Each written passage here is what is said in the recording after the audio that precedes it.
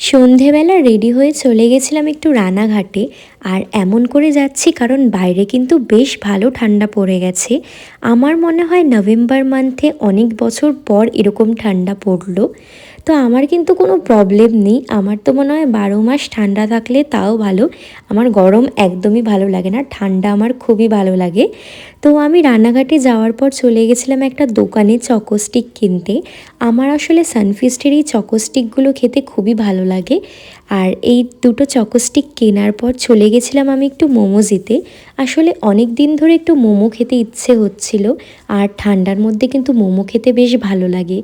আর মোমোজিতে কিন্তু বেশ টেস্টি মোমো পাওয়া যায়। তোমরা যারা রানাঘাটের আশেপাশে থাকো বা রানাঘাটে থাকো অবশ্যই একবার ট্রাই করে দেখতে পারো। আশা করছি তোমাদের ভালো লাগবে।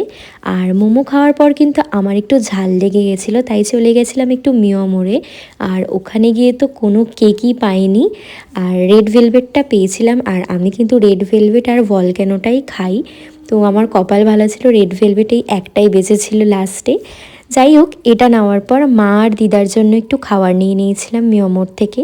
তারপর কিন্তু বাড়ি চলে এসেছিলাম। আর বাড়ি এসে ডিনার করার পর একটু থামস আপ খেয়েছিলাম আজকে অনেক দিন পর। আর আমি কিন্তু এটা একদম নর্মাল টেম্পারেচারে রেখে খাচ্ছিলাম।